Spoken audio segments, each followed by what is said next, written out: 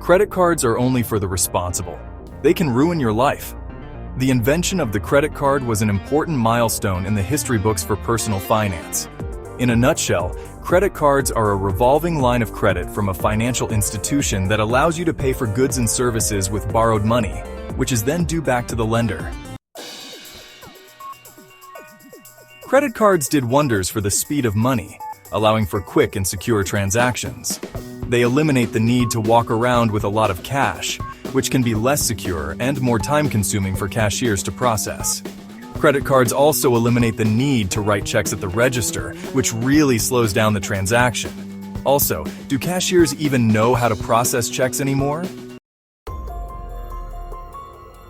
However, somewhere along the line, many people forgot that credit cards are not free money, that they are eventually responsible for paying for the shoes, food, designer clothing, and vacations that people happily charge on their cards. Americans recently passed an ominous milestone. In 2023, over $1 trillion in credit card debt is being held by Americans. We must also remember that credit card companies, Visa, MasterCard, Discover American Express, and others don't hand out credit cards out of the goodness of their hearts. They are businesses, and they need to get their slice of the pie from the credit card equation. They do this in the form of fees and interest. If you asked most people what interest they are paying on their credit card debt, they wouldn't be able to tell you. Hopefully, they would be able to tell you their minimum monthly payment, but that minimum payment goes against paying down your balance of what you owe, principal, fees, and interest to the bank. Most of the time, credit card interest rates are anywhere from 18% to 35%. These interest rates are very high and will always outpace any average return from the stock market, bonds, high-yield savings accounts, or CDs. That means that there is no way to invest your way out of credit card debt. I repeat, there is no way to invest your way out of credit card debt. Credit cards' interest rates can completely harpoon your financial future. Credit card debt is considered bad debt for this very reason. Is the takeaway then that all credit cards are evil and should be cut up? Some financial gurus suggest just that. Others claim that you should get access to as much debt as possible.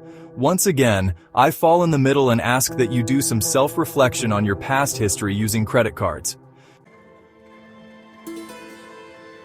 I only advocate people use credit cards if you're able to pay them off every month. Not most months, not every year or quarter, every single month.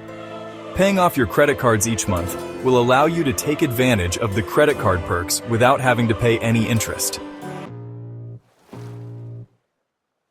Credit card rewards can be cashback, travel, miles, or points. These are only good if you are not paying any interest. Reason being is that 2% cashback doesn't mean much if you are paying 24% interest on the balance. You're a 22% net loser. As black and white as that example might seem, there are many people that have trouble with this concept. Many people say, I need to get the airline miles and cash back, all the while only making the minimum monthly payments and bleeding cash away. I ask that you reflect on yourself, and if you have a bad history with credit cards, avoid them for day-to-day purchases, and only use them when you have the cash to pay off the balance in the same month. If you find that you fall into that 45% that pay off their credit cards each month, I do have one recommendation when looking for a new credit card. Do not pay an annual fee for the card.